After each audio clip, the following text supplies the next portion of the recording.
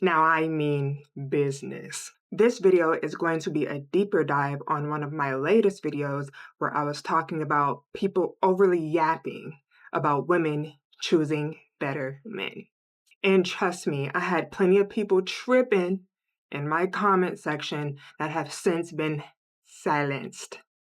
But I actually sat back and said, you know what? Maybe I should explain just a little bit more because the girlies deserve it. Everybody isn't going to understand or agree, but it's worth the effort. Now, even though my channel is for women, I do get all kinds of people coming to my channel, of course. Some are just people wanting to argue, okay, especially men. However, I do see some well-meaning men in my comments who think my opinion is delightful, and those men can stay. If you are a woman who dates women, just take my message however it resonates, my sister. So anyways, let's get to the tea. Part 1 of my video was super short and sweet because sometimes my thoughts connect really quickly. That being the case, from my video, people manage to conflate two ideas. The harmful rhetoric of choose better men, which I discouraged, and the practical tool of vetting men, which I encouraged. The difference between the two was really throwing some people for a loop. But nuance is pretty much my middle name at this point. Oh, brother, you're saying women should vet men? That's the same thing as saying women should choose better men. Rah, rah, rah, rah, rah. Hold on. It's a little bit deeper than that, to me. So let's get into it. In my opinion, choose better men rhetoric is harmful for multiple reasons. It puts full responsibility on women for being treated poorly. When people say this, there's never any actionable advice, genuine insight, no application to reality, no thoughts, just vibes. It's used to punch down, blame shift, and absolve men of any responsibility or accountability for being problematic. They're telling women to just be smarter and things will work out. But why instead aren't they just encouraging men to be better? My stance and opinion remains. It's dumb. And women shouldn't allow themselves to be bullied by this kind of talking point. Not only is the rhetoric super dismissive, but if we look at this literally, choosing better men is flawed because everybody is flawed.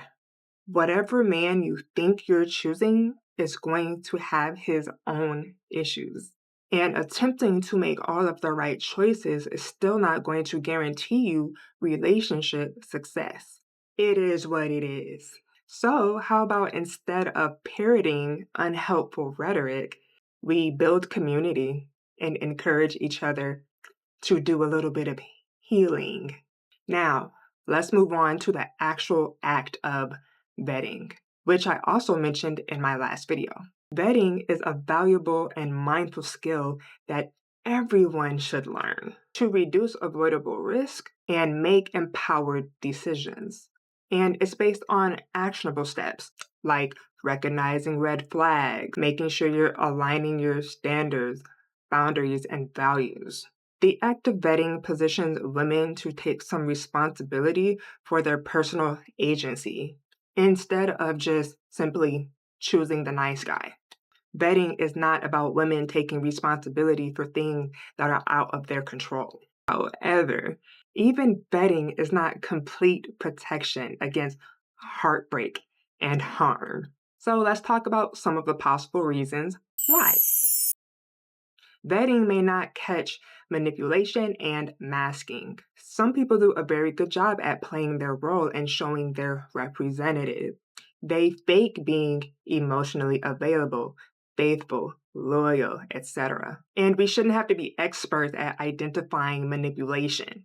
Integrity and transparency should be valued in our society, especially in regards to dating, but it simply is not.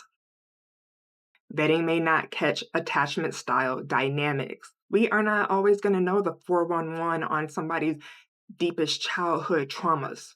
All we know is what they share with us. And people's unresolved traumas can and will emerge in ways that we cannot control or predict. You could think that your relationship is going super, super well and nothing is wrong. And then somebody gets triggered by something that has nothing to do with you personally. It's just their attachment style.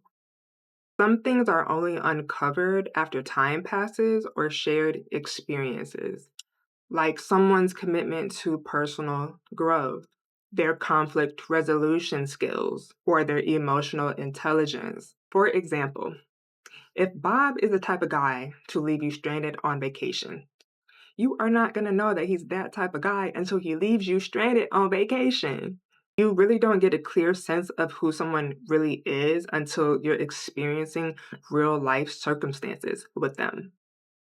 People can change over time. In fact, people are more likely to change than to not change. One thing about life, it'll shake everything up. And people's behaviors can shift because of it. Job loss, family tragedies, health issues. You may have thought you bagged the best guy ever who would never switch up on you, right?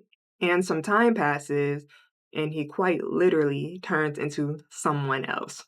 The point is, you never truly know. So let's drive this home.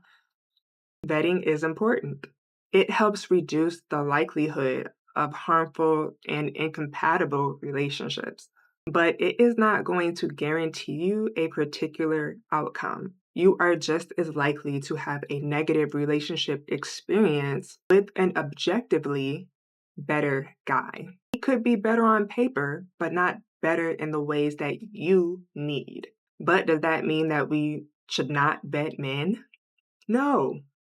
Just because your seatbelt may not always save lives, does that mean you shouldn't put it on? You stupid. The fact that you still might get hurt anyway doesn't mean we should stop vetting men. And it also doesn't mean that women are the only ones responsible when we do get hurt. Relationships involve two imperfect people navigating imperfect circumstances together. Healthy relationships are about mutual effort, self awareness, and emotional growth.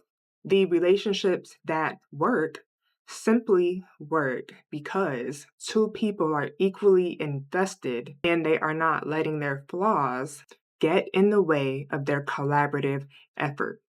This is why women should have grace for themselves and not tether themselves and their self worth to the outcome of any relationship. And they shouldn't allow themselves to be shamed for getting dogged by guys that they thought were decent. I made this channel to encourage women to look at things that impact them from a balanced and realistic perspective because I care about women empowering themselves with awareness. Women should center themselves while learning from their experiences. So one day they will realize they don't have to earn love by making the perfect choices. More women should give themselves the option to enjoy the journey of relationships without stressing themselves out, chasing a perfect end goal. It's okay if vetting doesn't solve everything. If we do get hurt, we pick ourselves up and keep it pushing in the direction that we wish to go in. Because life is about more than internalizing how people treat us.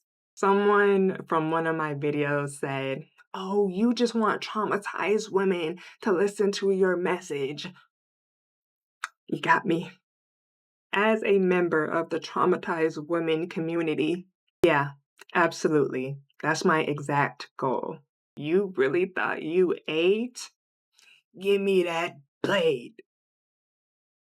Well, that's all I have for this video. Let me know what you think in the comments. Did you vet a guy as well as you could and still got your heart broken? Let's talk about it. As always, stay gorgeous, and I will see you in the next one. get you what you want. But you want me alone. Maybe I'm acting. You feel me up, but now I was down and out. But I don't